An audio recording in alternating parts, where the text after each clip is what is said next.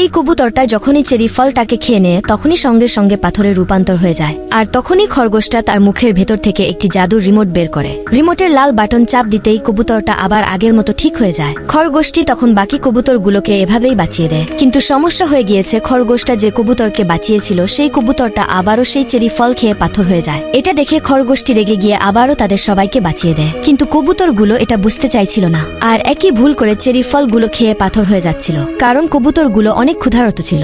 আর এই জঙ্গলের মধ্যে চেরি ফল ছাড়া আর কোনো ফল ছিল না। খরগোশটা কবুতরগুলোকে চেরি ফল খাওয়া থেকে আটকাচ্ছিল, কিন্তু সে একা একা তাদেরকে আটকাতে পারছিল না। তখনই ভুল করে চেরি ফল খরগোশের মুখের ভিতরে ঢুকে যায়। তখন সে সঙ্গে সঙ্গে পাথরে বদলে যায়, কিন্তু তখনও কবুতর বেঁচে ছিল। কবুতরটা রিমোটের লাল বাটনটাকে চেরি ফল মনে করে, কিন্তু সে এটাকে দেখে ফলটাকে খেয়ে পাথর হয়ে যায়। এখন সবাই পাথরে রূপান্তর হয়ে গিয়েছিল। তখনই গাছ থেকে চেরি ফল কবুতরের উপরে পড়ে, যার কারণে সব কবুতরগুলো পড়ে যায়। আর খরগোশটা সেই রিমোটের উপরে পড়তে বাটনে চাপ লেগে যায়। তখন সবাই বেঁচে যায়। খরগোশটা তখন তাদেরকে চেরি ফলের লোভ দেখিয়ে জঙ্গলের বাইরে নিয়ে আসে, কিন্তু সে ভুল করে চেরি ফল ফেলে দিতেই এই লোকটা ফলটাকে খেয়ে নেয়।